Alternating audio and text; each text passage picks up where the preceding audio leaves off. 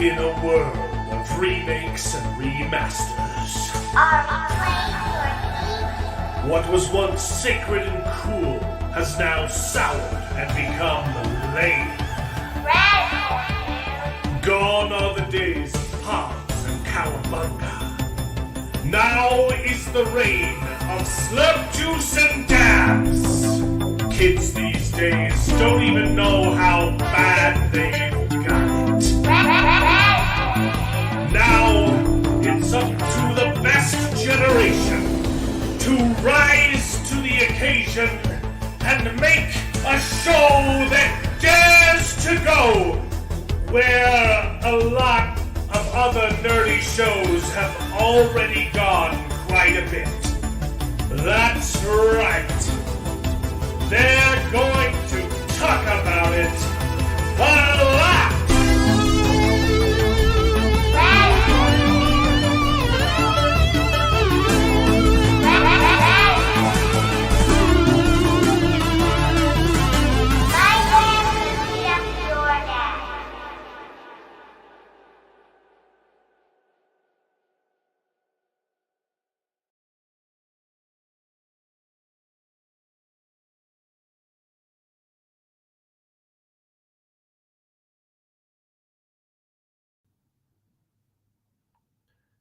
It looks like we're still muted. It didn't unmute us at the end. There you go. Oh, There you I go. can't see any of you guys. Hold on. Hold on. Oh, stop. Okay. I had to play another video and then stop it real quick. Okay. Are we I can hear you now. We're live. Okay. I don't know how well this show is going to work. It's probably going to be horrible. So we'll try and make it quick. I am in New Mexico. I'm at my parents' house fixing their roof that caved in. And the internet here is poo-poo. So welcome to Best Gen. It's a show where we talk about nerdy stuff and complain about poopy stuff and Marxism. And we watched some shows, and the shows that we used to have were better than the ones that we do. But also we have House of David, so it's pretty good. I didn't get to finish watching it. I watched 15 minutes because I was literally out on the roof until I was late. So I've watched the beginning, and it looked cool. I'm glad we got some flashbacks for the character who kind of just showed up in the first two episodes and said, "I escaped somehow. Let's go," like Thumb Wars, Yeah. like Princess Leia does in Thumb Wars. That's a callback. Yeah, dude, I love all of the Thumb movies. It's which one's better, Thumb Wars or Bat Thumb? It's hard to make that choice. Probably Thumb Wars. I hope you can hear me. I hope that the sound isn't horrible. It's basically dial-up. My dad has 3 different internets for some reason. Well, they're all the same And internet.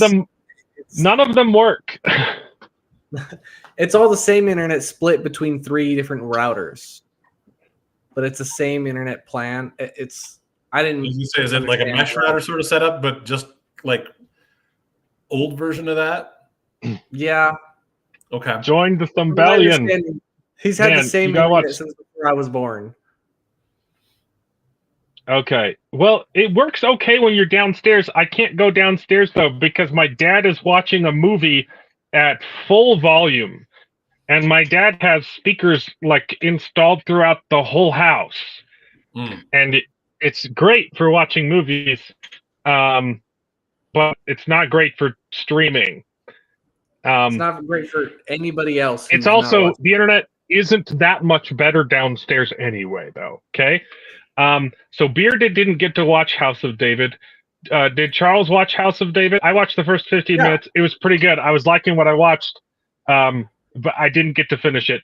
But I did, and I've been watching Chad Powers on Hulu, and holy crap, it's hilarious. and I watched The Old Running Man in preparation for the remake. Normally, I wouldn't care about Hollywood remakes, and a lot of people are saying that the trailer looks woke, and there are red flags in the trailer for the new Running Man, but it's also written and directed by Edgar Wright, who's my favorite director of all time. So I'm willing to give him the benefit of the doubt. And I'm looking forward to Running Man. Also, The Old Running Man, it's not that great. I enjoyed it. It was fun. It's a pretty dumb movie. I've also heard And that this. that's the kind of. Go ahead. Yeah. Oh, no, now I can't hear you. Oh, no, I stopped because I wanted you to keep going. That's all. I was just saying that. Oh, okay. What Heard Alex something. just said there, which is, it sounds like they're trying to go closer to the movie, so it's less a remake of the movie and more trying to do the book a little bit more. Yeah, and I think the movie took a lot of liberty. And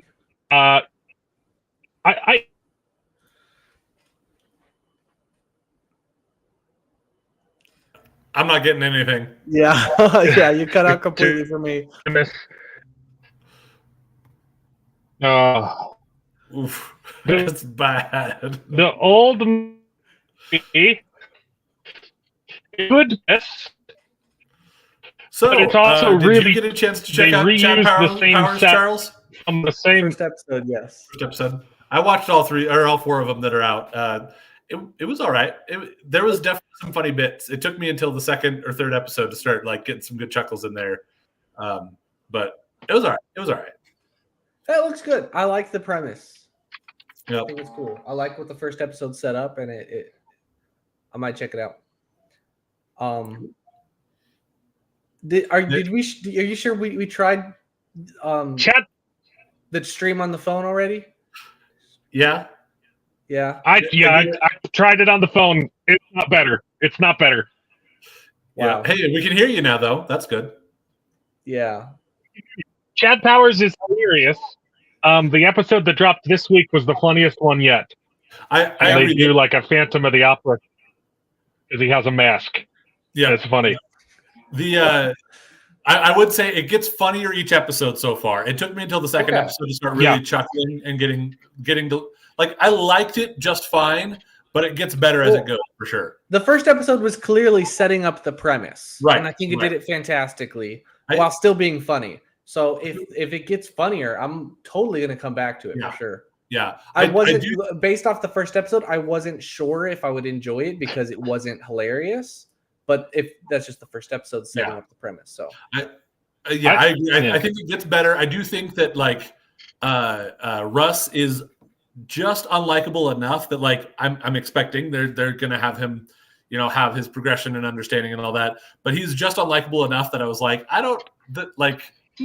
okay, I don't see a lot of redeeming going on here yet. But they're working towards it, I think. And yeah, I think he's an interesting. Unlikable enough to be an interesting character. Right. Uh-huh. I have not watched The Chair Company yet on HBO with Tim Robinson. Definitely looking forward to it. I've been a little bit busy. But Chad Powers is very funny. And the first episode, it's hilarious. I don't know when they filmed it, if it was before or after is it Rachel Welsh, the Hawk-Tuah girl, who has a cameo? I don't know if this was before or after she scammed her entire audience with a crypto coin that she rug pulled and screwed everyone over. If this was filmed after that, it makes it even more hilarious because the reason she's on the show is she doesn't want anyone to know that she met him because it would make her look bad.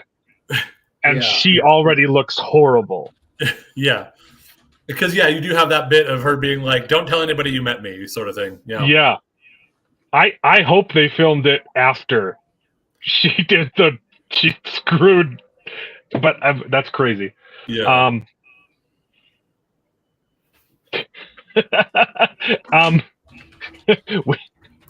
What neighbors?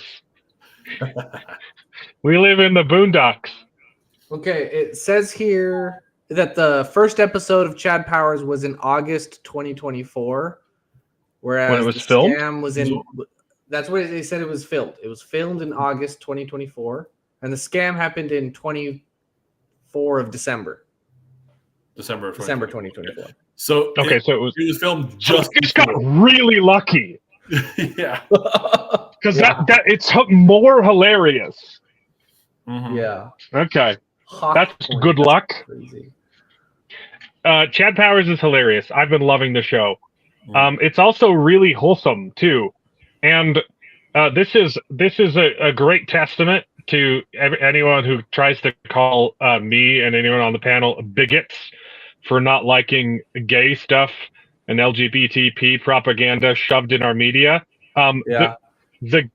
I don't care if it's done well. Also, if you don't shove it on kids, don't put it in kids shows, and don't make it the entire point of the show. The gay character in this show is the best part of the show. He's the best character, and he's hilarious. He is good. Yep. He does great. He cracks me up, and he's a great actor. Mm-hmm. Yep. So That was hilarious when he he just assumes that Chad is a school shooter and just Mason sprays him. Yeah, that was That's good. hilarious. Oh my goodness. you looked like your hoodie was up, and you were looking all suspicious. I thought you were a school shooter. It's good. It's a good show. Yeah, I like the daddy daughter stuff in it too. I think it's really well written, and I love the actor, the coach. His name was in my mind, and then it left as soon as I wanted to bring it up. But he's a great actor. Is for the dad. Are you talking about for the dad or for Chad? No, the coach. Yeah. Coach. Yeah. Yeah. But the main character's dad is also a great character. Yeah, he does a good job. Yeah, and that's actually a really good spot as well. I think that it explores some good things there with that. But yeah, I didn't love Steve Zahn. Steve Zahn is the coach. He's on. There we go. I think that the line, and this is a slight spoiler, but where he decides to put Chad, where he ends up putting Chad in, I think that they could have done a little bit better writing with that. Although that may be one of those things where it's like, maybe it's because he's not that great of a coach kind of thing. Because he could have done a better job with the, okay, I wasn't planning on putting you in, but I'm going to put you in sort of thing. But that's Gay Perry that I have. Gay Perry in Kiss Kiss Bang Bang is another one of my favorite characters of all time. Mm-hmm. It's a great movie. Oh, if your priority is to tell a good story, I don't put gay characters in. I don't care. If it makes the story better, yeah, do it. Mm-hmm. But when your priority is indoctrination and putting this in kids shows, I don't give a crap. Mm-hmm. Well, I do care. I care very, very much so in the negative. Yeah. But you don't care about yeah. I'm not going to care about the show. Yeah. Yeah. I'm immediately out. Yeah. That is one of the few things I love to explore the idea of, okay, if they replaced this, if they decided not to race swap the character, if they decided not to put in this plotline or whatever, would the show still be good? And most of the time the answer is still kind of no. So it's like, maybe that's the thing that ruined it. Maybe it's not, but it definitely isn't helping. So because the thing is it's not that having gay stuff and woke stuff in your show makes it bad. It's that caring when you more about prioritize that and making a good show. Yep. Yeah, it's the same issue with DEI. It's not that black people are dumb. It's that if you prioritize the color of their skin, you're naturally going to neglect their actual qualities that you want. Yeah. I cut out, but I'm pretty sure I can agree with what Charles said. It wasn't racist, right? I mean, it's Charles. It depends on who you ask. I didn't hear it all. I didn't hear it all. Look, I know. Look, I know there was a big news story that a lot of Charles' text messages got leaked on the Young Republicans alliance, whatever that was called. Yeah, it's crazy. I got I'm outed. unaware of any news story. Do you not know about that, Jared? The text messages? There was this huge you know about the I forget who the leftist, It's the Young Republican group. There were people texting slightly racist jokes back and forth to each other. Well, Someone they were said pretty racist. They were pretty racist jokes. I haven't been able to read them all. I've been doing important stuff, but I know that some of them were joking in response to constantly being called Nazis. One of them said, "Yeah, I love Hitler," sarcastically, and they're trying to pretend that he said, "I love Hitler," not sarcastically.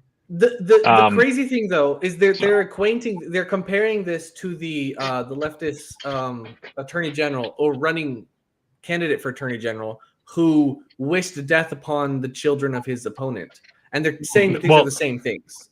The problem is they're not comparing it to that, and they're saying that what the Young Republican said was worse, and it doesn't even compare. That's true. Anyway, so we're sorry, Charles, that your texts got leaked. But watch Chad Powers. It's really funny. Also, one last thing. The gay character, his flamboyancy makes the story better. Like his role in the story wouldn't make sense if he wasn't the way that he was, right? Like, so being gay makes his character better, and that's how you do that kind of stuff, and it's hilarious. How you don't do it is take a brand that's always been about guys doing guy stuff and make it completely gay and tell the core audience that they no longer belong. This is an official post from Dungeons and Dragons. In this realm, your story is yours to tell, unless, of course, you don't like any of this stuff. Then you don't belong in Dungeons and Dragons. Also, it's hilarious because if you know Dungeons and Dragons lore, beholders are creatures of pure, unadulterated evil. They are incapable of doing good. And this beholder, if you look real close, he has hearts in his eyes, and one of their main attacks is hypnosis. They're outing themselves. So is Dungeons and Dragons saying that being gay is evil? Based? Yeah. It's interesting. They accidentally. It's funny how they made an oopsie. They made an oopsie. We see this several times though, where they'll do something. It happened with Rings of Power as well. Or no, the Wheel of Time as well, I believe, in the show that they were right. They were doing something that the villains themselves did. I heard you talking about it because I didn't watch the show, but the more I pay attention, the more they do this a lot, where they'll try to post something that expresses their morals, and then if you pay attention, it tells the truth. Like the beholder is the pinnacle of evil, and he smiles upon this. Well, he's probably turning them gay with hypnosis. Could be. Yeah, he's turning the frogs and gay. They're only capable of evil. So, what are you trying to say? What are you trying to say, Wizards of the Coast? That's not what an ally would say. Also, there's an owlbear here, and the whole town would be dead. Because owlbears are pretty terrible. Yeah. Just saying. Pretty brutal. There's not a single character in this entire shot that's not gay. They're all paired up gay crap. Yeah, it's the tired cycle of, nerds like me. Obviously, I was a little younger than the people who created Dungeons and Dragons, but we created Dungeons and Dragons to get away from this crap, right? We created something of our own because people would beat us up in schools. So we created a safe space where we could have cool adventures. And then the people that made fun of us in schools came and said, "Hey, how come you're not letting us in your group?" And we say, "Okay, no, you can play Dungeons and Dragons, that's fine." And then they said, "Yeah, but we don't want to play your Dungeons and Dragons. We want you to change it so it's something that we like." And then they forced their way into HR companies and to hire and to human resources and all this bullcrap and DEI garbage. They completely revamp the company, and then we say, "Hey, we don't really like this anymore," and they straight up say, "You don't belong." So they kick us out. So we're once again we're getting bullied by the same people that bullied us into creating our safe space. They kick us out, and then we say, "Fine, we'll create something new," and then they'll say that we're being bigoted for not letting them into their new thing. Then they'll force their way into the new thing and then change it, and then we'll say, "Okay, we're going to go create a new thing because we don't like you."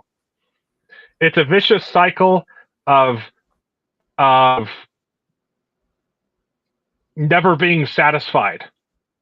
And I've said it before, the reason why these people need to do this crap is because their lifestyles don't make them happy. Mm-hmm. Their lifestyles are not enough to give them happiness. They crave acceptance from the people who don't agree. And they will bludgeon you until you affirm their realities. And I'm done. I don't give a crap.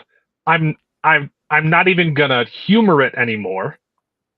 I'm done playing nice. I tried playing nice for a very long time, and I got fired for being nice. Okay? I do not care. Go be gay somewhere else. But I want you to be happy, but you're not going to be happy. You will never be satisfied because you will never have my validation, because I will not lie to you.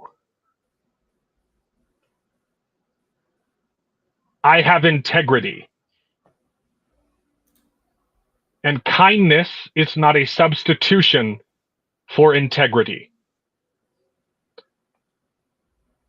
I love my fellow man so much that I will tell them the truth. Mm-hmm. It is not healthy or happy or a good decision to affirm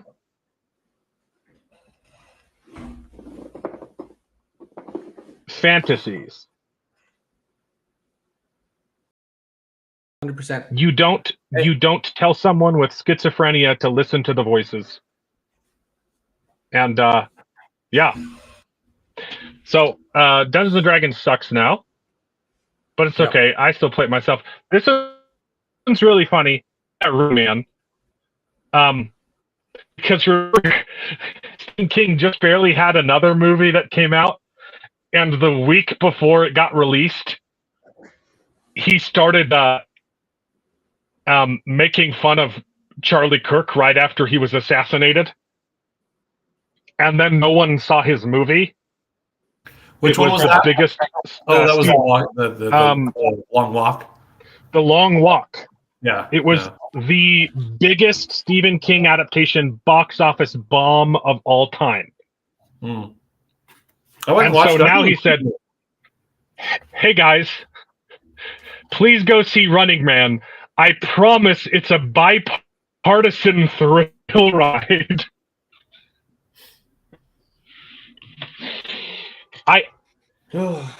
I don't want to see this movie because it's based on a Stephen King book, but I'm going to see it because it's written and directed by Edgar Wright. Mm. He's my favorite director of all time. That's the only reason I'm going to see this movie.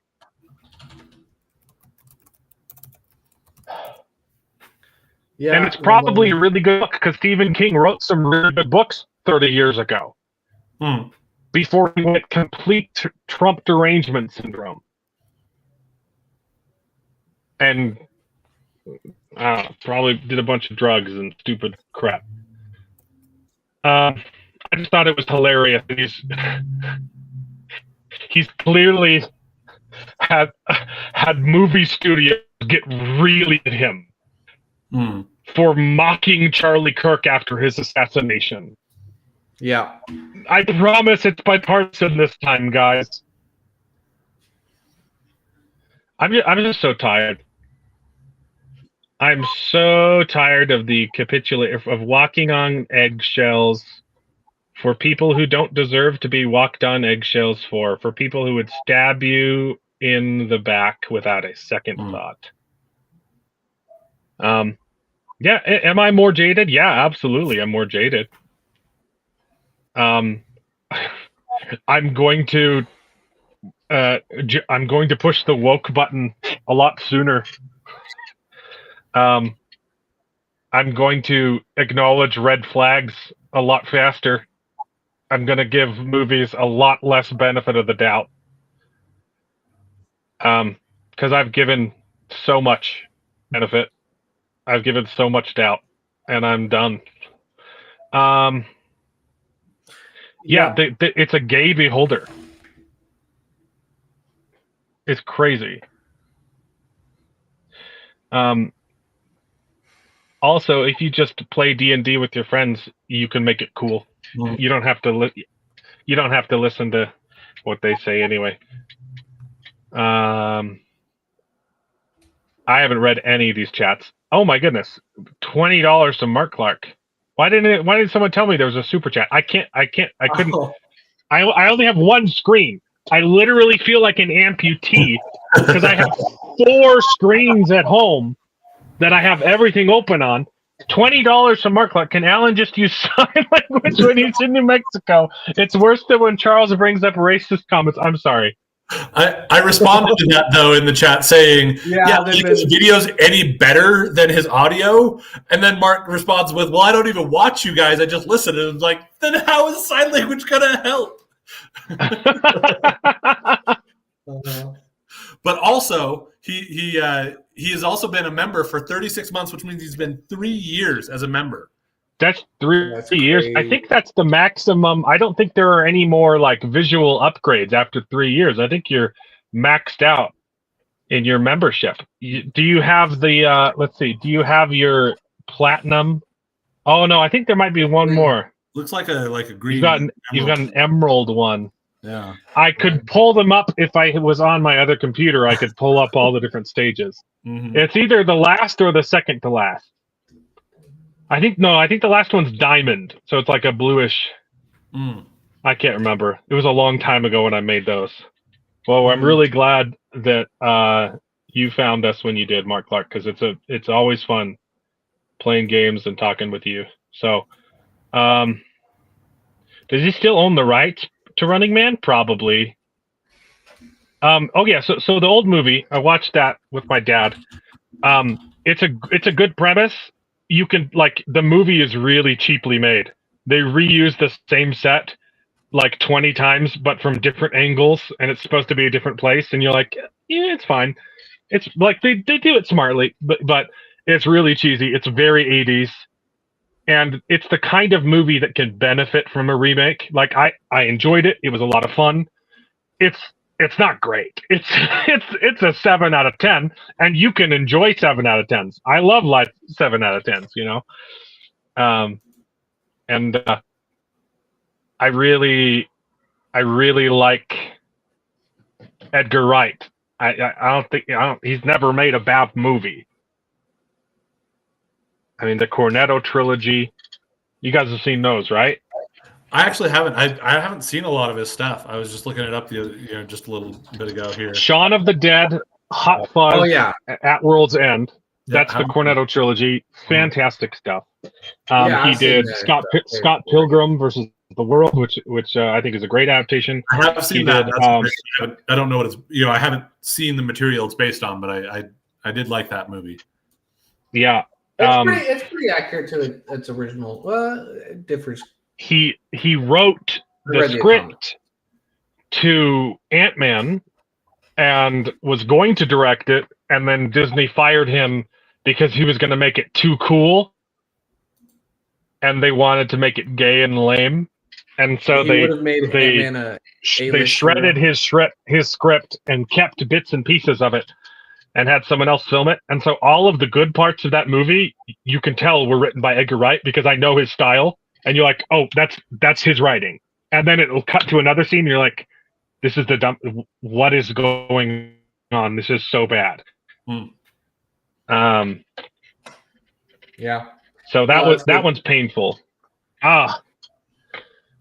I love his Utah stuff. just scored against BYU.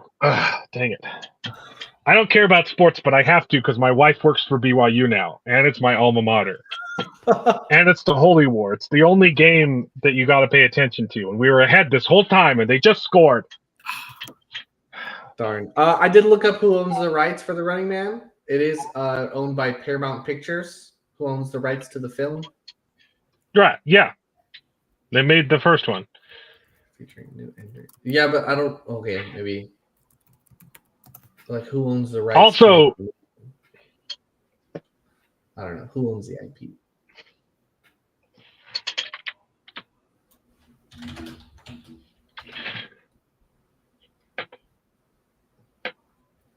Okay, I guess it's still. It's Glenn Powell in the lead role, so that's going to be fun. Yeah, I like him. I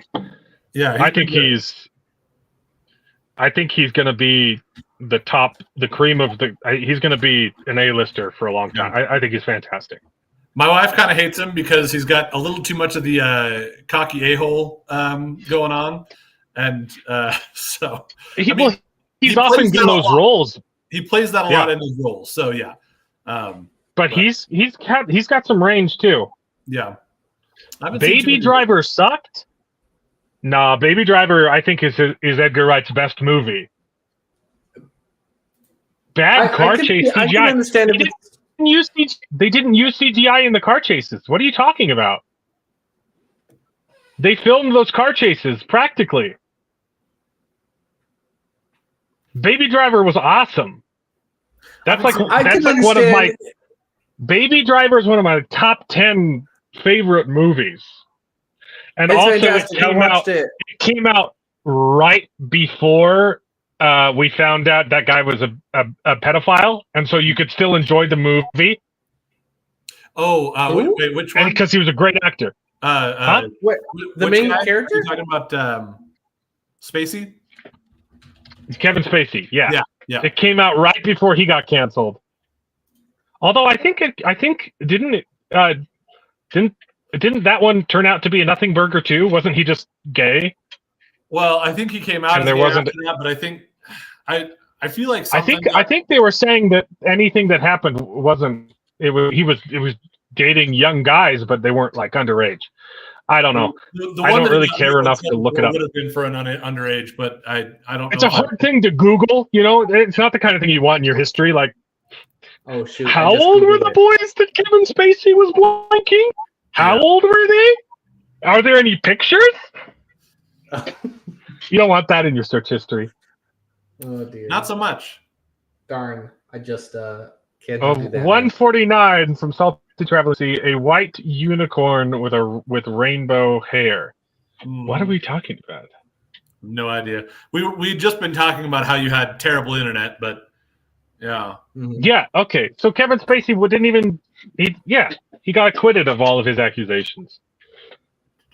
So it's okay to like Baby Driver. It's still a great movie. I can understand if it's not your cup of tea. It's a little different. Like it's constant music. Look, but that's obviously important to the plot. Music is my life too. So having an entire movie that was choreographed to the soundtrack was that was my jam. Mm-hmm. Even the talking scene, the dialogue scenes in that movie are choreographed to the music. It's so good. Yeah. Also, his horror movie was really good too. The Last Night in Soho is really, really well made. Last Night in Soho. Oh, Charles, yeah. Look up Kevin Spacey. I type in Kevin Spacey diddling kids. Full resolution. Before we talked about it, I just looked up was Kevin Spacey a file, and Oh, it's a sticker. I can't see anything. Okay. Normally I have YouTube pulled up and I can see this. I can see the sticker, but I get it through here and it just sends me a text. Normally I'd be able to see it. You send a sticker. Thank you so much for the sticker. Yeah, it's $2. The sticker is a unicorn, but I think it was just it wasn't anything special. It was just the unicorn. That's all it was supposed to be. No, It could be on Facebook or on YouTube probably. So oh, man, Justin he's dying on Hancock that doubles hill. down on his dislike of Baby Driver for $2, and you know what? And Salty I'm proud of agrees you with for him, that. apparently. Try watching Hot Fuzz though, and tell me that movie perfection. My wife hates swearing movies and hates violence and hates blood, and that movie is they swear every 2 seconds. There's blood everywhere. It's the most over-the-top violence, and it's her favorite movie of all time. nice. She loves I thought it was Fuzz, and really she's like, funny I know I shouldn't like how this much movie, but I definitely love like it that. so much. Hot Fuzz is a perfect film. Last Night in Soho is a really interestingly directed horror movie that I liked a lot. So I'm really looking forward to The Running Man. I hope it's not too woke. I assume this was another sticker. You just typing that number in. It looked to me like you said another super sticker from this end. I'd have to switch screens.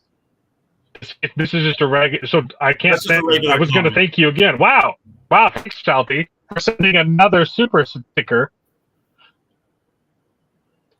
199. Hot Fuzz is 10 out of 10. Yeah.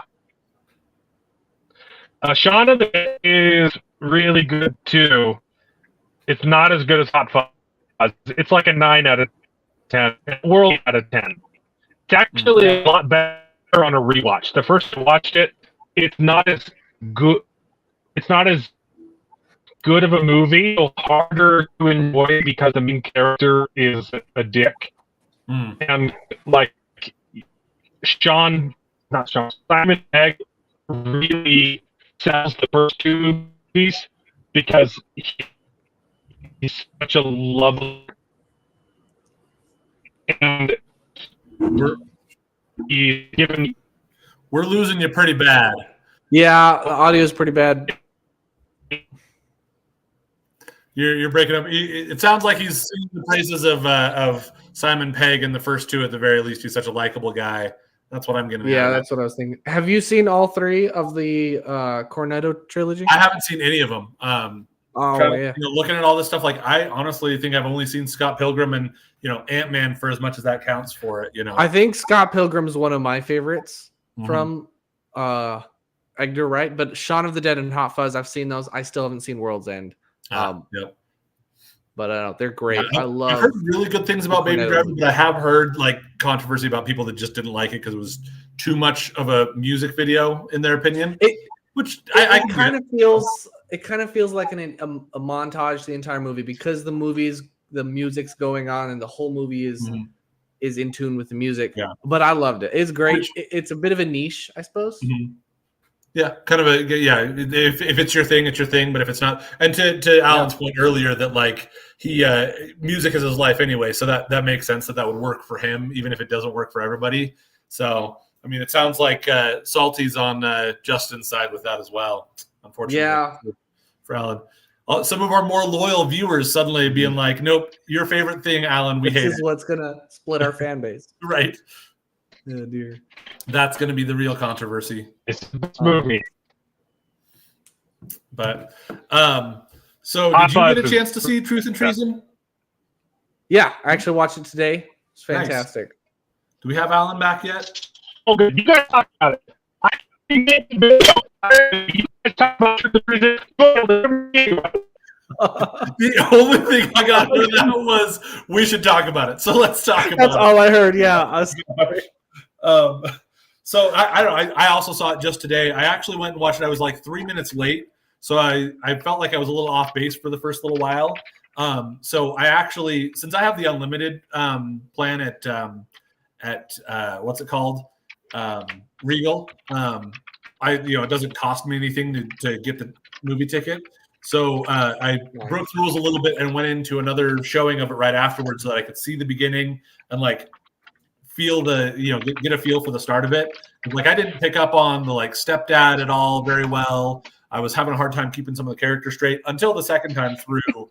I was doing a little bit better. It really is a good movie with a lot of good messages in there, a lot of good stuff. So yeah.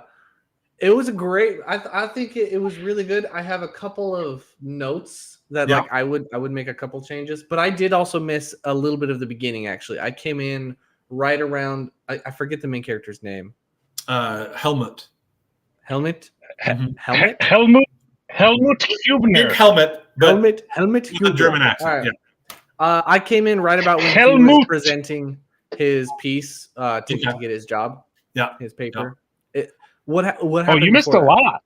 Yeah, you missed a good chunk, but it was still mostly set up. So you get him, some of the kids are riding bikes. The thing that I missed the first time was they jumped off a bridge. So it's just the four boys spending time together and showing them being really, really good friends. And you also the bridge scene is important though, because it frames the whole story. Yeah. It's a story of peer pressure. Yeah, okay. I can see that. To me, what I really got out of it once I did get back to seeing that bit was So sorry. It's an example of how good people will encourage you to do good things, and then but society might be encouraging you bad things. Yeah. Well, and again, what I really took out of it was it starts out with they're standing on the bridge. It was Helmut's idea to jump off the bridge into the river, but he's the last one to do it because he's scared. So then the fact that he grows to the point where he's like, no, I'm standing up and being the bold one that is going to make sure that nobody else takes the fall for me, and all of that. I think was something that I really got out of the extra stuff from the beginning, and then you get a little bit more of him, a little bit of commentary on the fact that he's the youngest that they've ever hired there. That's one of the other things is you kind of get a dynamic with his family a little bit more, but that's the most that you missed with that, I think. So Fair enough. I see how that bridge scene would be pretty important though. Yeah. It didn't change too much for me, but it did help really drive it home a little bit better. Something that I think was a really good thing. Yeah. Mm-hmm. Yeah. I think one of the things I struggled with is the friend group. I didn't really know how big the friend group was or know who the characters was. And I think if I saw the beginning, that would have been better. That would have helped probably a lot. Yeah. I think that it sold it well enough for me anyway. I think that's just one of those ones where I was able to just say, I'm, suspension of disbelief, if you will, but not necessarily that. That's just I buy into these are great friends. And honestly, I think because you see them when the older brother comes back from the war for a minute. Yeah. He's the one that brings the radio and everything.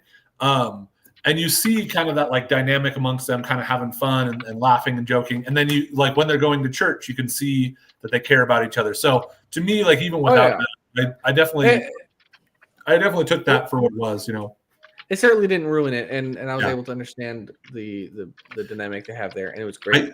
I will agree that I feel like there was a degree of it didn't establish things as well as I might would have liked in terms of understanding who the stepdad was versus the mom and I don't know that I guess I'm a little bit racist because all the white guys look the same to me, all these German guys look the same to me for a little while. It took me a while to sort through some of them. No, I had the same issue. Especially the guy who does all the interrogation for him. Every time I would cut to him with his family, I was like, wait. Who is this and why are we following his family and things like that? So, yeah. Yeah, the investigator or secret police. Yeah. It censored me twice. I hate I tried typing in. Can you hear me now? I can hear you all right for right now, yeah. I tried to make it nicer. I censored myself and it still got censored. I was the whole thing jumping off bridges, good friends pressure you into jumping off a bridge and going swimming, and bad friends pressure you into sending people to Auschwitz. Yeah. Yeah. Still can't hear me? What We the? can hear you. We got can hear that. you. We can hear you. We got But that one. the YouTube. I hate YouTube comments so much. They censor Apparently, up the wazoo. It's insane. YouTube won't let you write Gestapo. You can't talk about Gestapo on YouTube. That's one of those things I've heard. I've seen a lot of other channels that they'll have like a literal documentary on Hitler, and they don't say Hitler because they know that it's going to get demonetized.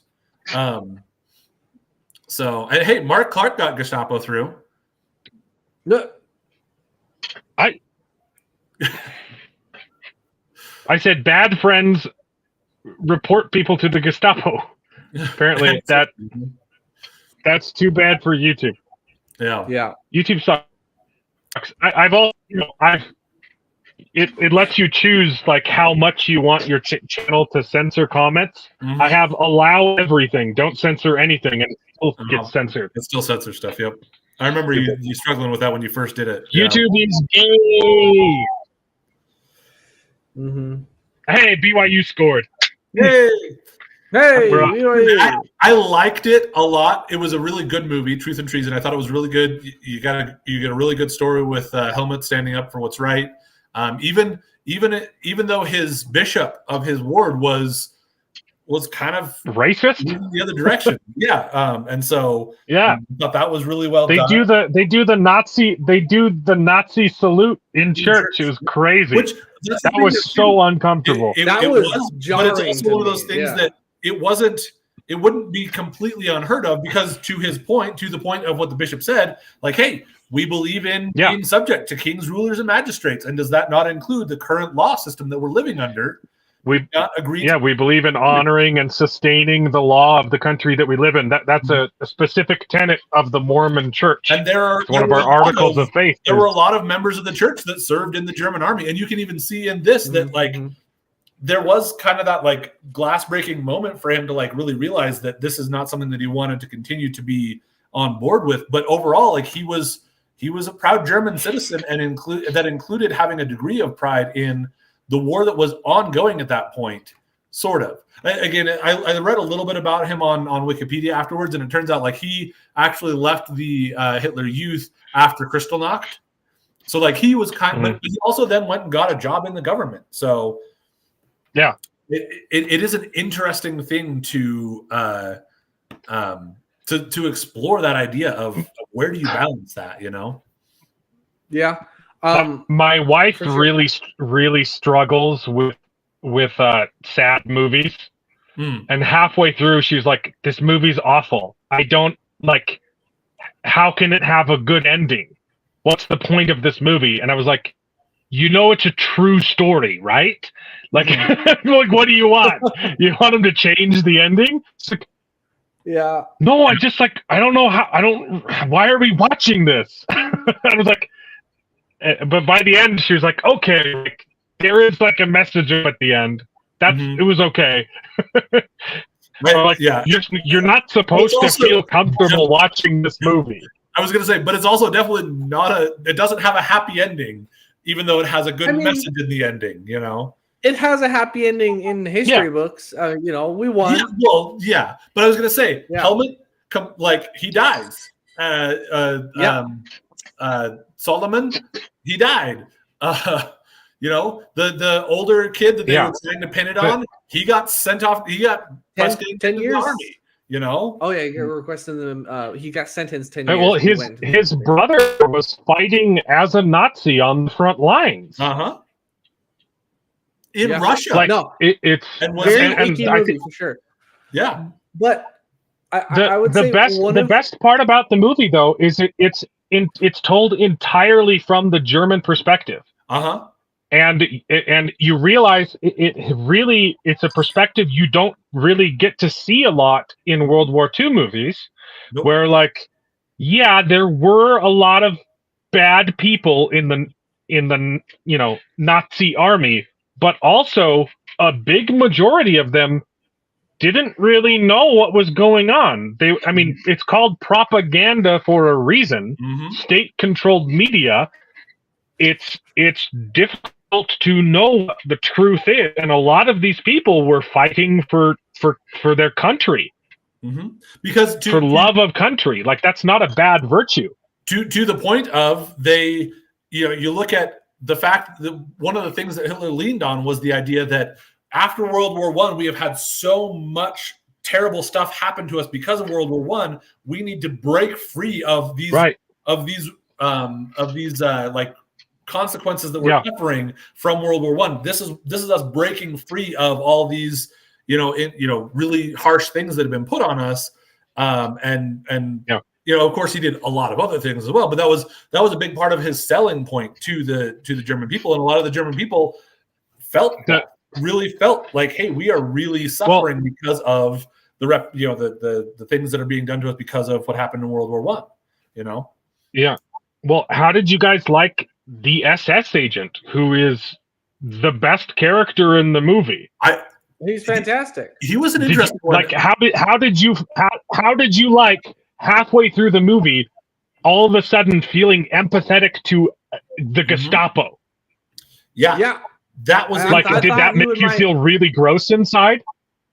Not necessarily gross, because they played just enough with the idea that maybe he don't know. He played it in a way where it made me wonder if he had his doubts, but then he also just doubles down. Well, he does. Tortures him, But so I never felt so. Yeah, I think he's doing his. I never felt sympathetic for the cause. I never felt sympathetic for the Gestapo, but I felt sympathetic for him because he was losing his daughter freaking dies. His daughter gets killed by bombardment from Allied forces. Yeah. And then you're like, oh man, he's such a bad. He goes to work, he tortures people, and then he comes home and he's such a good dad. He does try really hard to be. And then by the end of the movie, you can see he has had somewhat of a change of heart, and he's the one that files for not amnesty. What's the word? I forget what it's called. He tries to get Helmut pardoned. Yeah, commuting of his sentence, I think it was, right? Or something like that. Anyway. There's a word for it, I guess. Yeah. That was one of the things that I do wish that they'd done a little bit more telling in terms of, like, so he shows him that was filed for him, but he doesn't necessarily, like, I didn't know that was done by the SS agent. Clemency, that's what it is. Clemency, yeah. Justin's clemency, yeah. He files for clemency. Guys, you guys are ruining my image. So I will say that there were some of that presentation that ended up lacking, that left me a little bit less clear about things. In particular, that idea of, like, I didn't know that it was the SS agent that did it. It definitely, there was a hint at that, but not enough for me to be sure that he had. I thought it was enough hinting to make it, reasonably obvious. I think the only reason that I still doubted it was because he still, like, goes forward with when he's given the, like, nobody was helping me out, he still goes and does his job, but he goes the extra mile, if you will, to, like, make sure that, oh no, there's no way you did this alone, and tortures him to get the names of the other people, and then brings them in, and that's the whole theme of the movie. His character was also obsessed with the truth. Okay, yeah, that's a good point. He needed to know what happened. It's his job. He's a detective. It's his job to find the truth. And by the end, it wasn't vague. It was absolutely his character that filed for clemency. He says it. He says, well, he says someone filed for. It was him. He said, "This was filed for you." Was all that I think it was the line that was said in there. So again, it just right. But it's obviously him that did it. I completely buy that it was him that did it. It's a true story, though. It was his character that filed for clemency. You can look it up. I tried to look some of that up, but there wasn't as much readily available for me to just get on Wikipedia or whatever with it. But I believe that for sure. Yeah.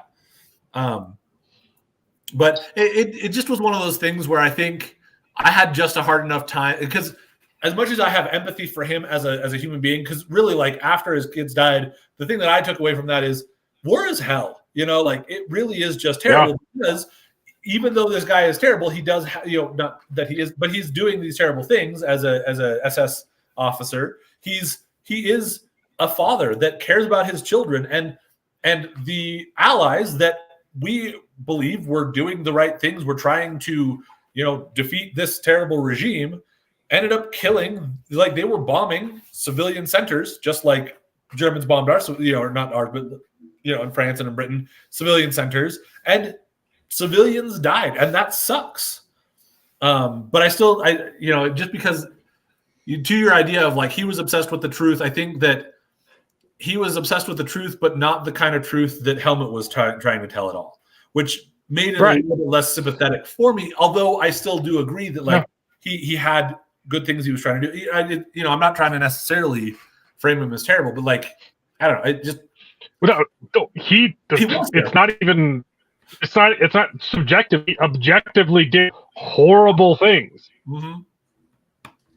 But, like, the point is not to make him a sympathetic villain where you can understand that his actions are gray. It's not that he did morally gray things. He did objectively evil things, but you can see where he's coming from. You see his motivation for it. Yeah, and you see he's having a crisis of faith and a change of heart. Yep, Christ. That's fair. Yeah, that's fair. I guess and that's what makes it interesting and fantastic. That didn't come across as well to me, but I saw all the pieces for it there, and it just didn't really hit me very well with it. So all the pieces were there, and I'm not saying that it wasn't there, that it wasn't true, because, like, also, like you said, it is the truth from the real story.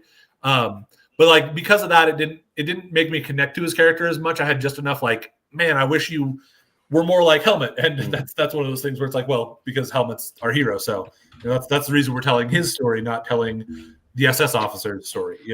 Touchdown, baby! Yay! We're up by a touchdown and a field goal. Hey, that's good. Very enjoyable movie. I think I love the movie. Are we done talking spoilers, though? I think we can be done with spoilers. Well, I think one of the. If I were to make just a couple of additions to the movie, you guys can maybe give your feedback on this, but I felt like there wasn't enough emphasis on Helmut's kind of change of heart, because he did start at the beginning as a supporter of Hitler, and then I feel like his change was a little bit abrupt, and of course his friend being kidnapped. I don't think it ever really showed him. I disagree. It never really showed him as I support Hitler. It's just that, like, that the Hitler Youth was like the Boy Scouts, except that it was mandatory. Like, you had to be in Hitler Youth, and you could tell from the beginning his heart wasn't in it. He was always looking for truth. His brother gives him a radio. His brother probably has similar is looking for truth as well. So that's true. It never showed he was gung ho about Hitler. Yeah, but. If you're living in that kind of society, you have to go through the motions at the very least. I think there could have just been a little bit more showing his sure growing disdain for Hitler. After his friend gets kidnapped and taken away, he kind of has a little bit of stone face. But he was kind of already turning on it. Yeah, but right. I think it could have just had a little bit more emotion in that, and it could have made it a little bit better. The problem is that would have come from the radio, and that's not an interesting scene. It's hey, I heard this on the radio, and then maybe he hears something on the radio, and then he sees something in real life that's contradicting it. He's like, oh well, what's the actual truth here? It's also hard to do that kind of stuff without taking liberties with the true story, so like like the director talked about, he's been working on this story for 20 years. He made a documentary 20 years ago. I did see that. And he's been trying to make it a movie for so long, but the fact that it's taken 20 years is he's gotten more and more info. So he's found more letters, he's had more interviews with more people. He didn't know about the bishop until a couple years ago. He didn't know that the bishop had put up a sign that said "No Jews allowed" on the chapel doors. So like that was some stuff And he said he was really, really trying to not take liberties with the story, right? Even awesome. even the letter to his mother at the end, he said he wrote 3 letters in prison. He wrote one to his aunt, one to his mother, and one to just like one of the old ladies at church who was really friendly with him. And the letter to his mother was destroyed, and so they copied a lot of the things that he wrote to another person and included a lot of those lines in his letter to his mother, and then added like a little bit. But he's like, that was like the most I was comfortable with doing because we needed some kind of resolution for this character. Yeah. But we tried to keep like 90% of the actual dialogue is things he actually wrote. Like all of the stuff that you hear from the letters, that's all 100% real. And it's he was trying really hard to make it accurate. The one thing I love that because a lot of movies based on historical events will change things drastically. I think one of the first ones I think of is The Greatest Showman, where they completely swapped, because in actual history, the Greatest Showman guy was the one who was hitting on the singer, and they switched it to change it. I didn't watch that movie. I'm not gay, so I thought it was pretty good. I thought it was good. I liked it. Yeah. But anyways, I love that about the director then. Fantastic. Yeah, the only thing that I saw that it indicated might have been changed was it sounds like the bishop actually put up that sign like 3 weeks after either after like the timeline could have been shifted a little. Taken or the timeline they shovel, but that's completely normal for them to do in these kinds of based on a true story things. So that's streamlining the story. The one other thing that I'll tell you, Charles, with regards to how I think you having missed the very beginning might have helped you not feel quite as big of a change for him in terms of going from he's pro-Hitler to not to anti-Hitler is the opening scene.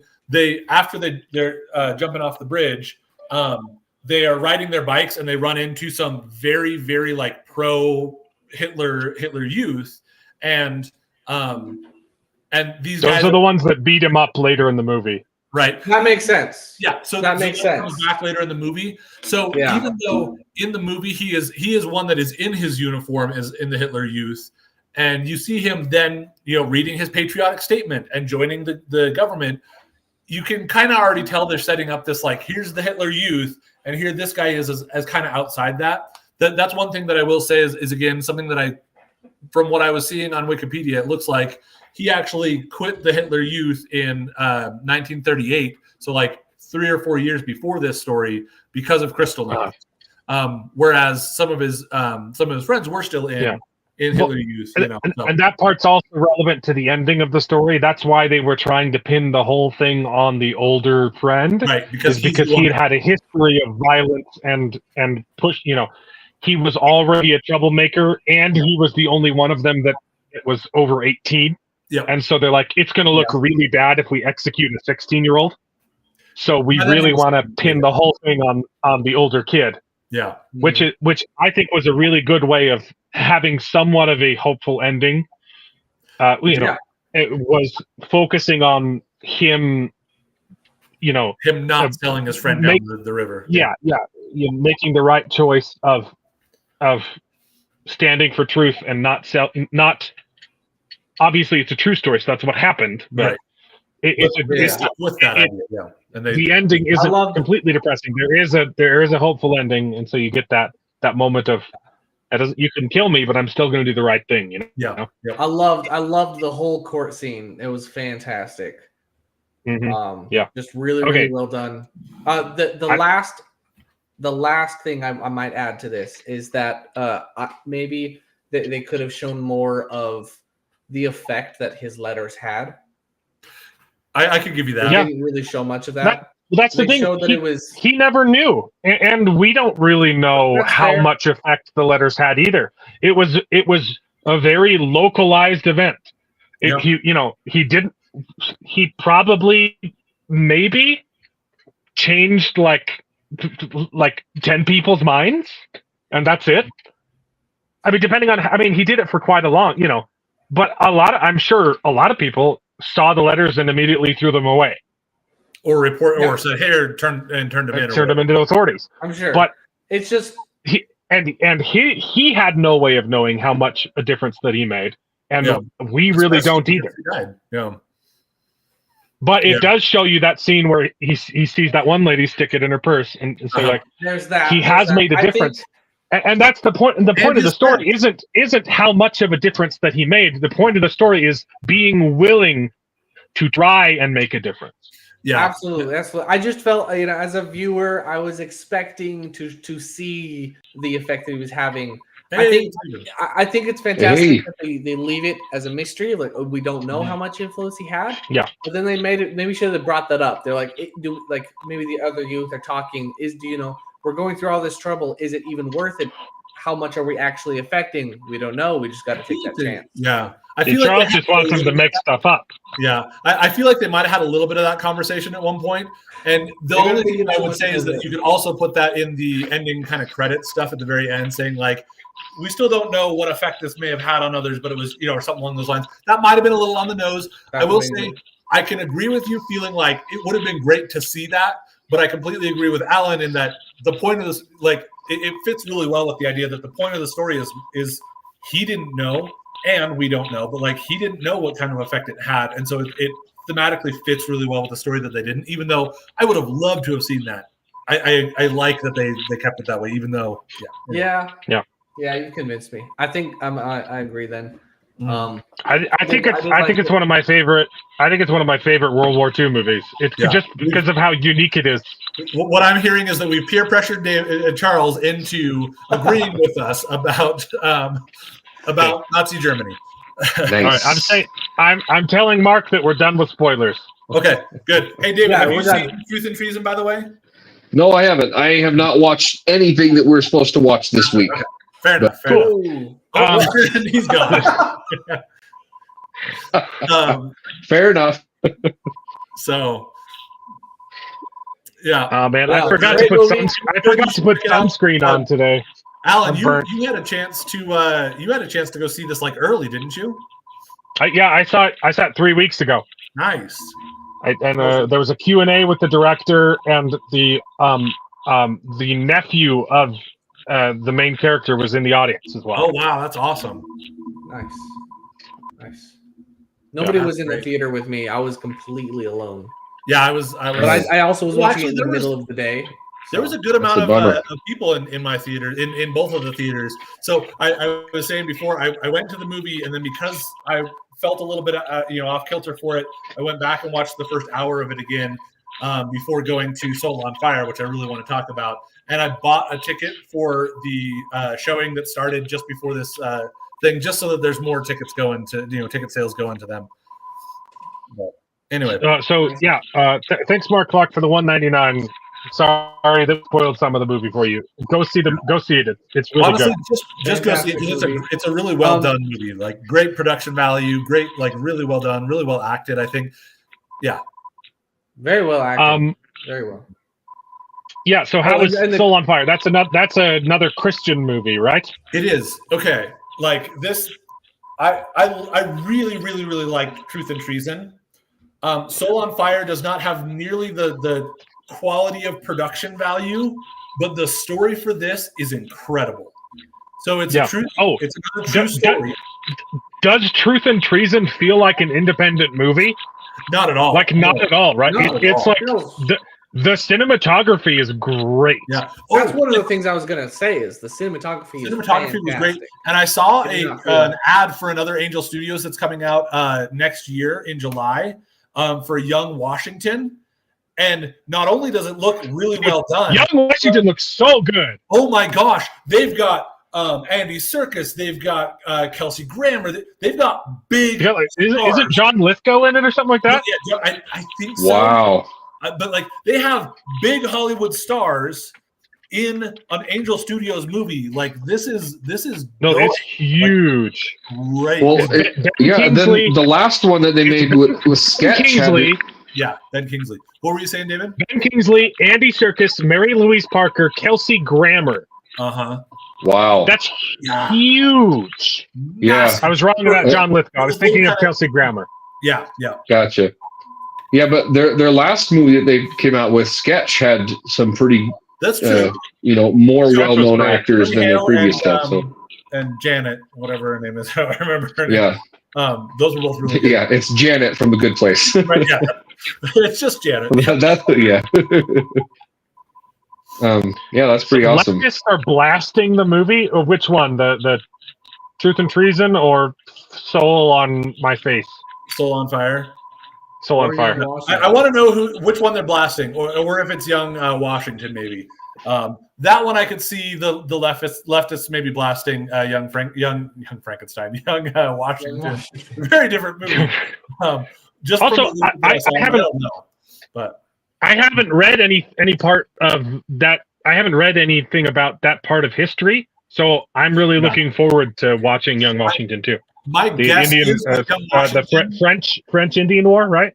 I think so. I think it must be.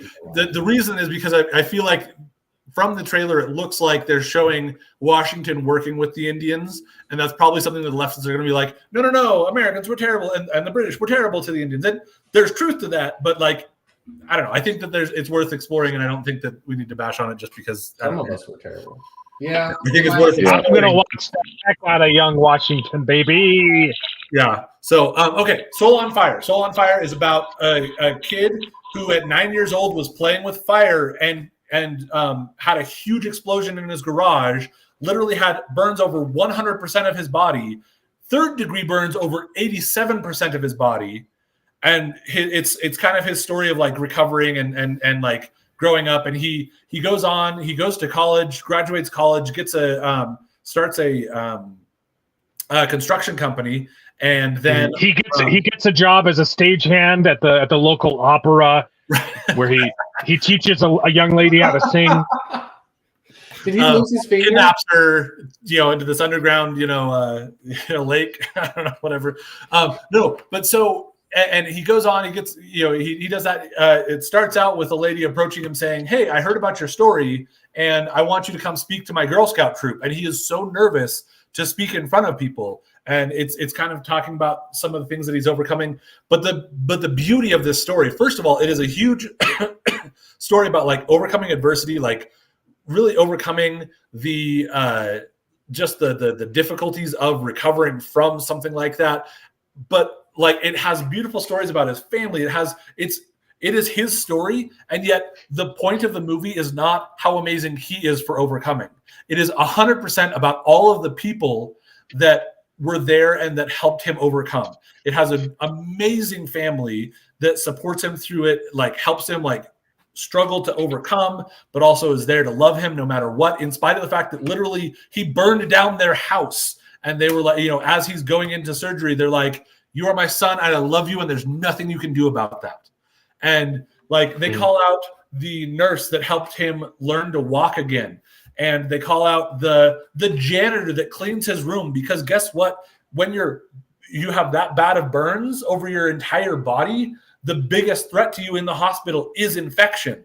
And so the most important person to his recovery was the janitor that came and cleaned his room. And it's just a beautiful story. I was crying like through 80% of this movie. It was really, really good. I will say, this one, the production value occasionally does feel like an independent movie. So that's the one. Like, there's a couple of scenes of some really janky CGI.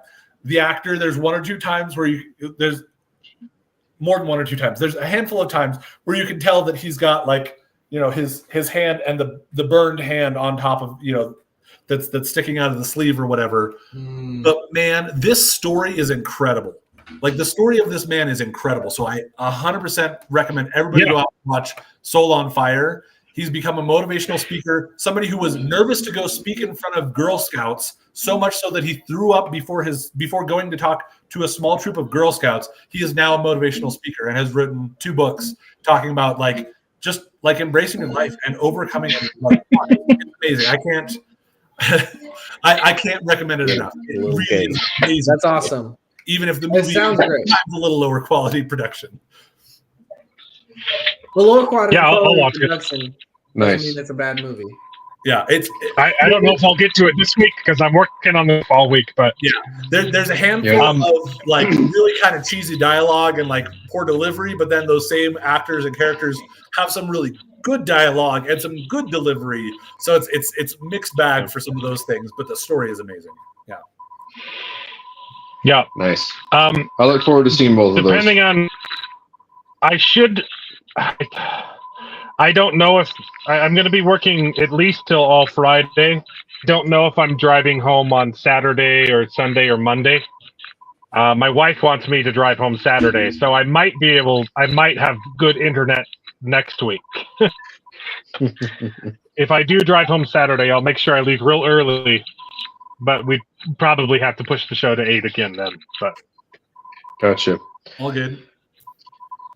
Well, I'm on a business trip all this week, which is why I'm not in my usual location and I'm late because I've got a flight early in the morning.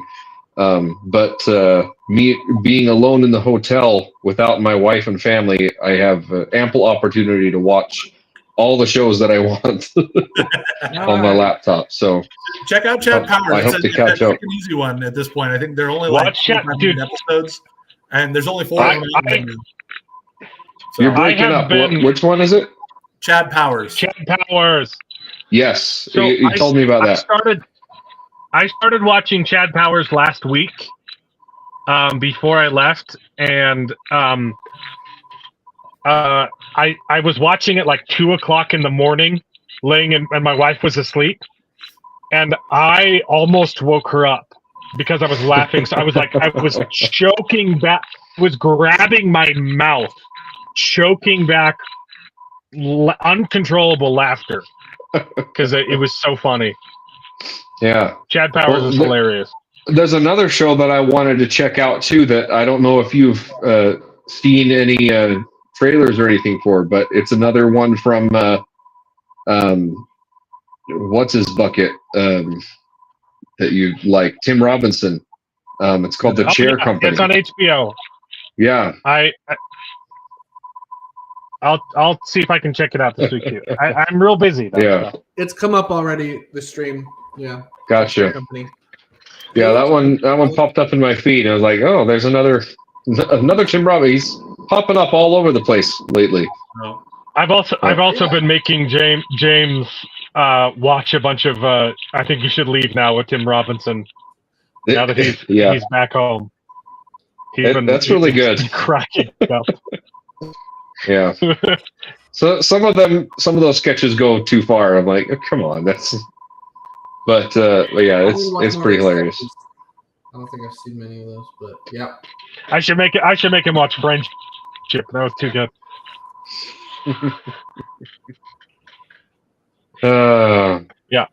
Yeah. There were a couple videos that Charles sent me that it's not going to work for today's show.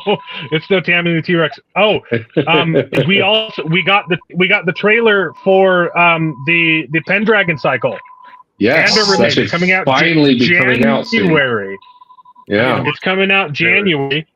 I want to be really excited for it, but also there's been a bunch of Daily Wire scandals, and I kind of don't really like them that much anymore. But I also want to support the Pendragon cycle.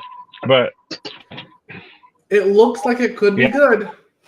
It really depends. The trailer looked real good. I'm just upset that we only got like a half a second of Brett Cooper, and I really hope they don't write her out of the whole show just because she left the Daily Wire. Yeah. Like, come on, work together. So put her in season 2. So what are you watching, David? Since you've been there, you were saying some of the Tim Robbins stuff you've been looking at, but I haven't had time to watch anything. I didn't even watch House of David this week. I've been so busy getting ready. Our work just switched to a new CRM program for our support, and it was an absolute mess. I was helping with the go live for all of that, and we were not ready to go live, and they said we're going live anyway. I'm like, this is not going to be good. It's going to be a disaster.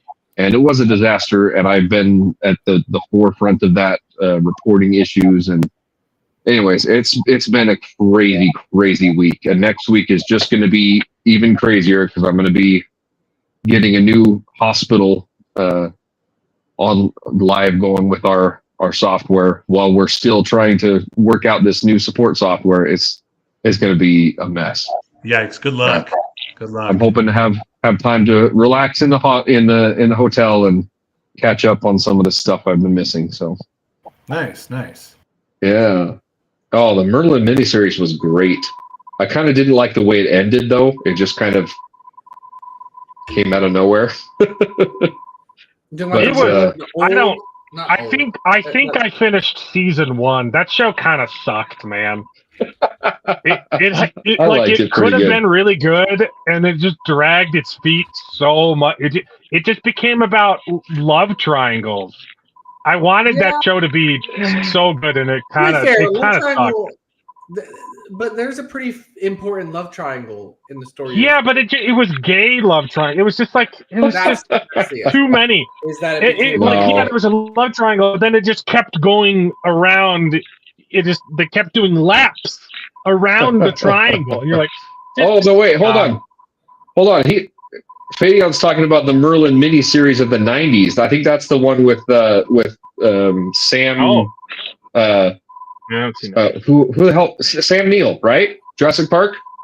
Is that the one you're talking about? If that's the one you're talking about, that Merlin miniseries was fire. That was so good. I don't think I've seen it. You haven't seen it?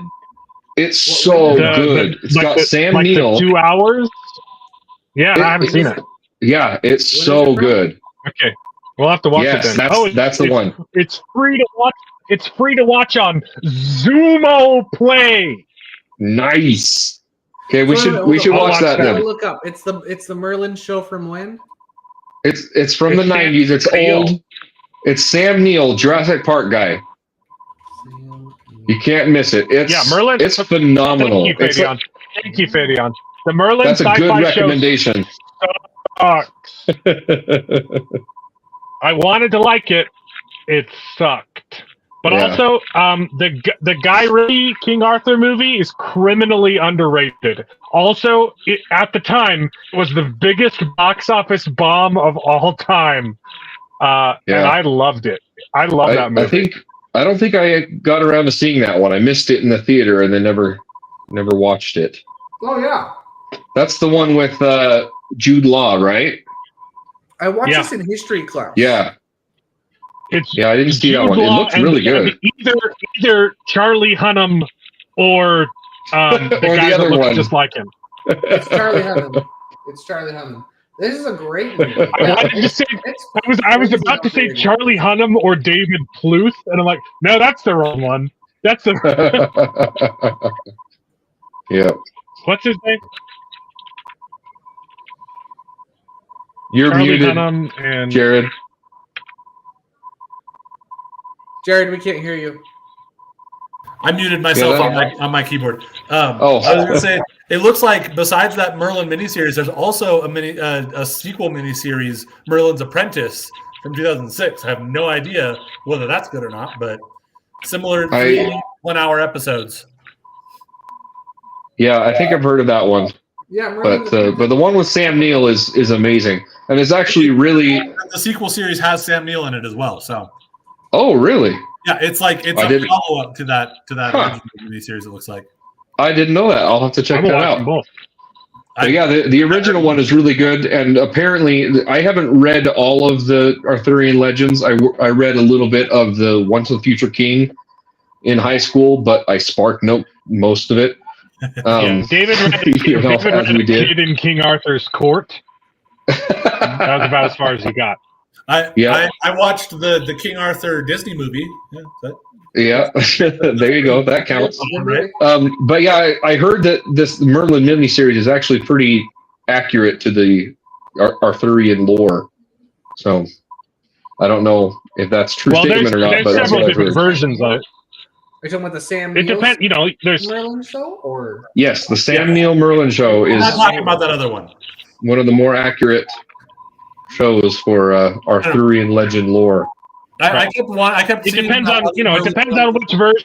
The You know, you can read the Once and Netflix Future King, ones, and you yeah. can also read the Pendragon Cycle. There's different versions. Yeah. Okay. So Oh. that's not. I didn't. That's not true. That's libel right there. Nah. Funny. Yeah. I'm excited. Yeah. I'm gonna hold out hope for the Pendragon Cycle. I think there Daily Wire does a lot of good stuff. Not everything is fantastic. I don't Yeah. love everything that they do, but I think the Pendragon Cycle looks good. I think the production time was absurd. It's been in production forever, and Yeah. I'm worried if there is a season 2, my kids will be able to watch it. First Night is a great movie. Jared's Yes. kids. I love that one. They won't be able to watch it. Sean 'cause they- Connery. Jared's kids might be able to watch it.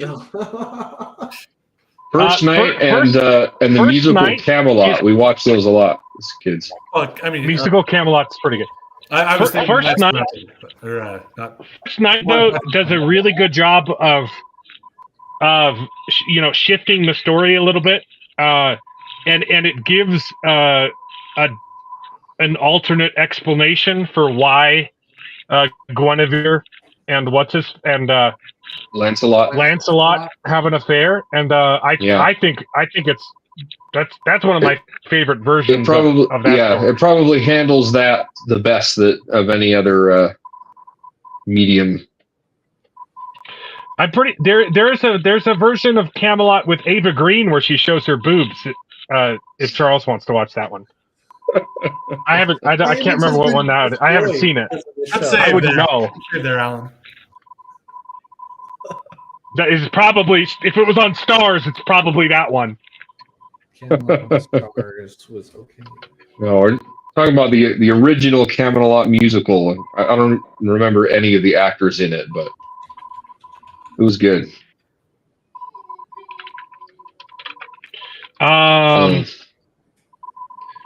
Who was the lead in that? 2011. I just remember the "C'est moi, 'twas I" song. Yep. Richard Harris is King Arthur. Man, I don't remember any of the other songs in that movie. Anyway, okay. Yeah, it was good. It's been a while. So I think I'm getting I know that's why I didn't watch it. I didn't watch the Stars. I didn't watch that version of Camelot. I didn't watch it. I haven't And seen role it. play at home anytime you want. Oh, Hey, David, I think I'm hearing some like buzzing or beeping Yeah. coming from you. Oh, that's weird. But anyway, Yeah. next week is more House of David. Maybe I'll have time to watch some Merlin. But I don't think there's anything else that comes out this week, right? Yeah, I think there might Other be than more Chad Powers. Yeah, more Chad Chad Powers. Powers. I haven't been keeping up with Tulsa King. I only watched the first 2 episodes, but I might have time to watch some of that. I'm kind of busy, so. Isn't Mortal Kombat 2 supposed to drop this week? Sometime soon. It was on the schedule for next week, but that release date could have shifted a long time ago. That was like from the beginning of the year. There's a Springsteen biopic. Shelby Oaks, Regretting You. Those are the movies. It still says October 24th, but I don't know. Is that dropping in theaters or is that another HBO? I was expecting it to be in theaters, but I'm not seeing anything for it. I think it was an HBO exclusive, the first one, but that was probably during COVID. Yeah. It just went straight to HBO. So Mortal Kombat 2 is probably going to theaters then. If it's going to theaters, I won't be able to watch it. Oh no, I'm seeing something that's saying it's a 2026 film. Although, yeah, that's interesting. Google is saying October 24th, 2025, and that's what I had on the schedule. I haven't seen anything about it. It probably got pushed back. I'm thinking the Hedge Hedge Knight is coming in January. I just finished reading the other 2 novellas because I've been listening to a lot of audiobooks because I had a road trip and I've been working. Oh, they're just as good. The third one might be the best. Might be my favorite one. Except that there's only 3. There's only 3 of them. The last novella ends with, "That is the end of the beginning. Trust. I'm George R. R. Martin, and trust me, I'm gonna write like 8 more stories about Duncan Egg." But this isn't Night of the Seven Kingdoms, right? This is the Night of the Seven No, that's Night of the Seven Kingdoms. This is Night of the Seven Kingdoms. Okay.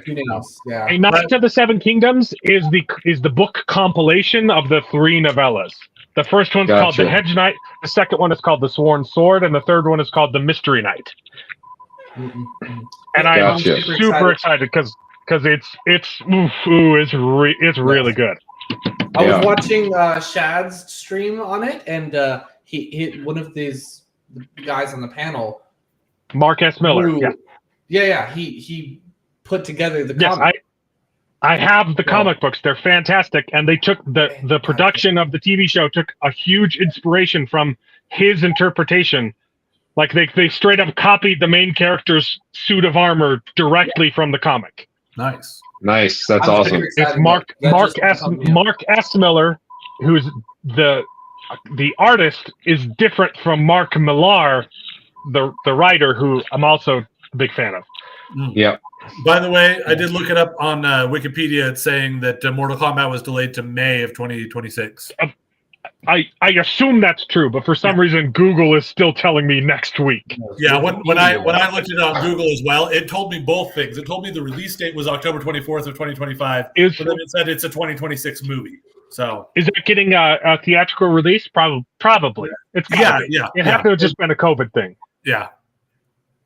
Yeah, it looks like it says scheduled to be theatrically released in May 2026. Yeah. I've told that story about my son Elliot, right? Maybe. I was watching. It was late at night. It was like 11 o'clock at night, and I was watching first Mortal Kombat with Corwin. He came over and we watched it. New one? No, the new one, the very gory one. And we were just like, it's a stupid movie, but man, it's entertaining. Like, blood everywhere, punch, finish him. And then it gets to the scene. I don't even remember who was fighting, but the fight ends with a character blowing up the other guy's head. I think he like smacks him, and his head explodes, and there's blood and guts everywhere. And from behind me, up the stairs, I just hear, "Holy cow! That was awesome!" And I was like, "Oh, my wife's gonna kill me. Why are you awake, Elliot?" That sounds about right, though. I mean, that's kind of a rite of passage to be staying up too late and watching something that you shouldn't be watching from, while your parents are watching it or something. I don't think I really ever did that, but it sounds like a classic thing to do. Yeah. I'm pretty sure Mark is trolling here. I don't think this is a good recommendation. I have decided anytime Mark gets a recommendation, I'm going to Google it first in incognito mode just so that I'm not putting too much on that would have been a good idea. Oh, dear. It looks G-rated. Oh, yeah. Close that one out. Get rid of that one. Yeah, I'm pretty sure that one's a pornography. Yeah. Oh, dear. It's those the other ones we told you not to watch, so Yeah. You'll need a lot of Mormon Hail Marys for forgiveness. Anyway, okay, yeah. We're all 13 articles of faith. Is that our Hail Mary? I don't know. Yeah. So next week, I don't know how much. There probably won't be very much news because I'm not going to be on my phone at all. But we'll have more House of David, more Glenn Powers. No, Glenn Powell. It's Chad Powers. Yeah, that's confusing. That's confusing. Also, he's a show creator. Like he's doing some. It's him and the writer. So he's involved in creating the characters and writing the story, which I think that's freaking awesome. I really like Glenn Powell. I think he's going to go places. Yeah. So, I heard something happened at TwitchCon. I don't know. I have no idea. I heard it was a bad thing. Something real bad happened at TwitchCon. I wouldn't know. I'm kind of sequestered right now. Apparently she was assaulted. Oh, so someone tried to grope Emiru? Who? She's a I don't streamer. know who Emiru is. Me But yeah, She's a stream- apparently she's she a was famous assaulted on Friday. Well, that sucks. But it's Twitch. Like, are we surprised? I mean, it's not They kind of- OnlyFans, but yeah. They kind of cater Which is to the gateway drug to prostitutes. OnlyFans. and Yeah. pedophiles. So and Hassan terrorists, you know. So Yeah. like, what do you expect? It's not going to be a good group of people. I don't want to laugh at someone. I'm not, making light, but I'm not surprised. Like, I'm sorry you got assaulted. That's awful. Don't do that. Hitler bad. The other Walked thing on stage and tried to kiss her. The other thing I'm seeing online is sexual assault at TwitchCon again. So maybe it's Again. Yeah. Okay. Sorry, I'm not laughing at you, Amiro. I'm sorry. It's the again that it's like, wow, yikes. I'm just not surprised. Sorry, it's not funny. It's not funny. Oh, yeah. I'm not a huge Twitch fan. I don't know. I don't get it. I don't get the buzz for Twitch. Does not, well, this one article says it's a crazed fan grabbed her face and tried to kiss her, which could have been a lot worse. Not That's that what I'm makes it saying. any better or good that it happened, but it could have been a lot worse. Yeah, for sure.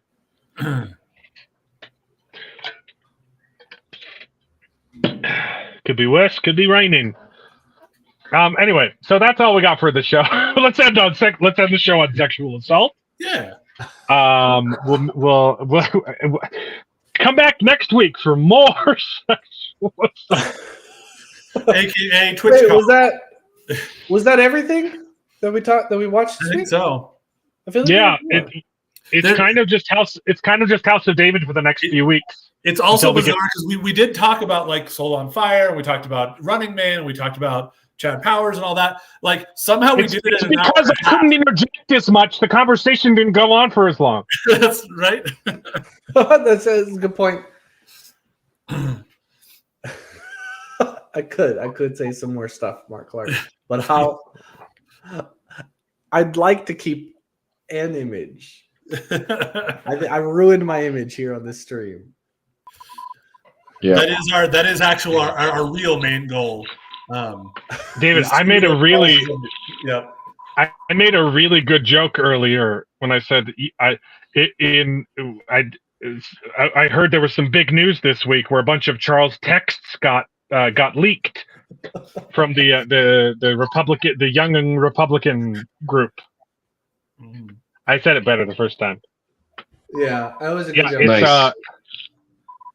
it's House of David for 2 more weeks, and then we get Pluribus in November. Nice. Episodes 1 and 2. Okay. Nice. I'm excited for Pluribus. I do remember I wanted to talk about a little bit more about House of David. I don't think we talked much about it, actually. Because none of us finished it. I got 15 minutes into the. All right, fair enough. We'll talk more House of David next week. I've been studying in my daily scripture study the story of David, the book of Samuel. So I've been comparing. Oh yeah, kind of, you mentioned in the text last week we talked about how there were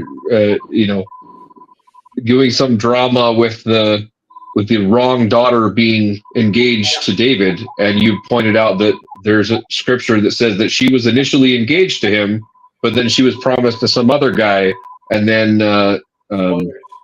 Mirab said, "Oh no, I kind of I love David," and so they married her instead. So, yeah. or And Michal. I think I really like the daughter. way that they do it in this episode to kind of set that up. I would have been really surprised if they'd like totally gone off of the actual story though. That seems like an odd choice Yeah. for a movie based on the Bible by people that really care about trying to keep it true to the Bible. Yeah. It just seemed kind of weird though that they already kind of did that arc with her. I don't know why they should have just done it this way that it, Maybe that sets up follows the Bible, but this.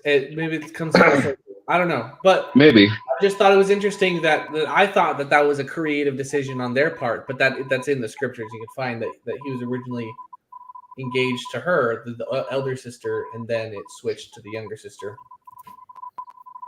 Yeah.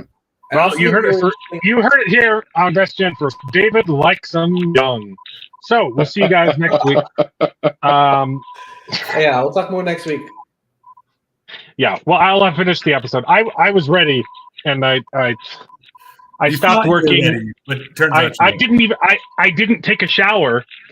I'm sweaty and stinky from working on the roof because I needed and I finished, and I was like, oh, I only have an hour. That's perfect. I'll watch House of David, and I downloaded it and put it on my mini computer that I brought to New Mexico, and I pressed play, and I forgot that I hadn't downloaded VLC on this computer, and so I was like, you don't have the codec. I was like, no, the internet sucks here, and I started quickly downloading VLC. It took 30 minutes to download, and then I started watching I started watching House of David. I got 15 minutes in, and then we had to start the stream, and we started 15 minutes late. So yeah. We need to get our parents better internet. The things I do, the show must go on. The things I do for entertainment industry. I didn't shower for you guys, so I'm gonna go do that now. We'll see you guys next week. Get it for sure. Yeah. Next week. Charles, do you want to say something racist so we can end on a button? No. I think I've said enough.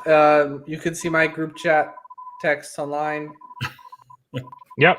Charles was just following orders. So we'll see you next week. Bye. See ya. Bye. And now it is time to say goodbye. We had a great conversation. It's been fun. But all good things must come to an end, and the goodest ending I can think of is right now, this moment, this night. So I guess we just say goodbye. So, goodbye. Toodaloo. Au revoir. Auf Wiedersehen. Ciao. Ding dao day. But come back next week for more outrageous bloopers. This is the end. Well, there's only one thing left to do. I'm gonna go home and sleep with my wife.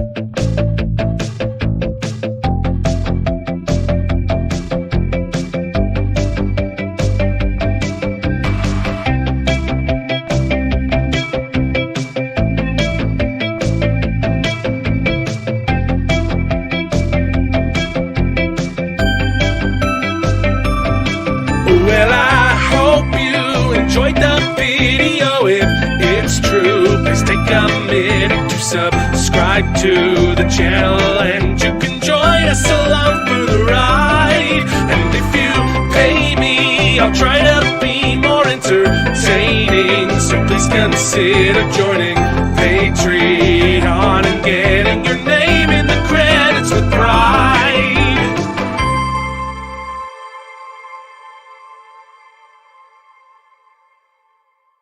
I'd buy that for $1.